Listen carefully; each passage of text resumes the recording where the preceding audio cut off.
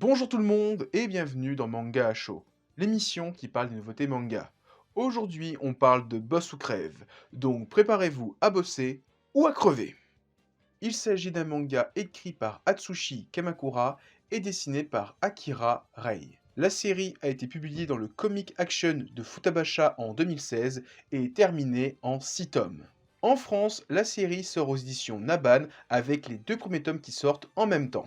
Résumé. Dans un Japon très proche de notre réalité, celui qui n'a pas travaillé depuis plus de 6 mois devient une charge pour la société et doit être réhabilité.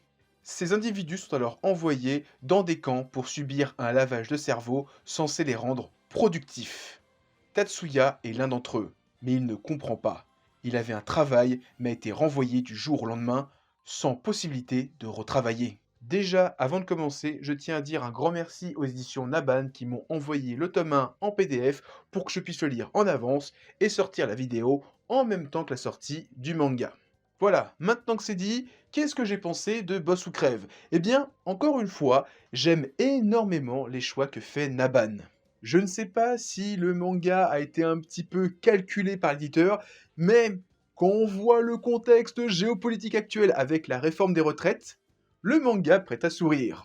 On parle quand même d'un Japon dystopique dans lequel si tu bosses pas pendant 6 mois, tu vas aux travaux forcés. Donc déjà, rien qu'avec ça, vous savez dans quoi vous mettez les pieds. On est sur une série, comme je l'ai dit, dystopique qui va montrer les défauts d'une société qui se pense parfaite.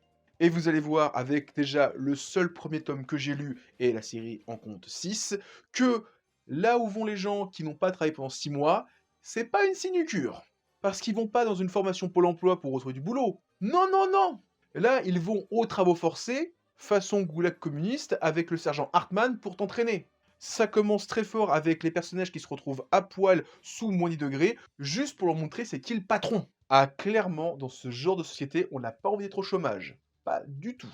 Sans trop spoiler, vous allez voir aussi que si le héros se retrouve dans ces camps, c'est qu'il y a peut-être une raison un peu plus obscure. Je pense qu'on va être sur un petit bail au film Évasion avec Stallone et Schwarzenegger, où Sylvester Stallone se retrouve en prison malgré lui. Je pense qu'on va découvrir au gré des 5 prochains tomes la véritable raison pour laquelle notre héros s'est retrouvé dans ce camp de rééducation. Et avec le premier tome, la série a déjà posé les différents personnages principaux de la série, à savoir différentes personnes qui ont réussi à résister au lavage de cerveau du camp de rééducation.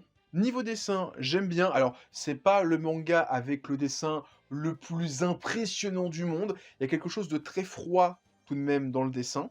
En même temps, c'est une dystopie sur un monde dans lequel, si tu bosses pas, tu te retrouves dans un camp de rééducation. À aucun moment, je m'attends à un dessin chaleureux.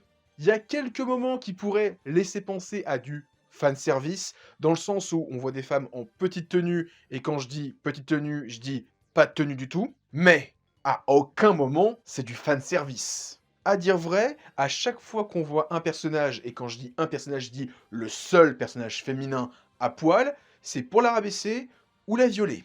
À aucun moment, c'est du fanservice. J'aime aussi des fois comment la série a quelques envolées graphiques, avec l'exemple des personnages qui subissent le lavage de cerveau et qui deviennent des porcs à la vue des autres. Au tout début du manga, il y a une sorte d'exercice où ils doivent s'insulter, et ceux qui subissent réellement l'exercice deviennent des porcs. Ils se métamorphosent littéralement en porcs. Et en plus de ça, il y a une scène où ceux qui se font laver le cerveau, ils tentent d'agresser sexuellement une fille. Et encore une fois, c'est montré comme étant des hommes cochons qui attaquent une jeune fille toute frêle. En conclusion, j'ai beaucoup apprécié ce premier tome de Boss ou Crève. Alors j'attends de me procurer les 2 premiers tomes en physique pour lire le second tome et avoir un avis plus définitif. En tout cas, j'ai beaucoup aimé ce premier tome, j'aime beaucoup cet univers dystopique dans lequel tu bosses pas, tu vas en cours de rééducation et tu vas te faire terroriser, laver le cerveau, martyriser.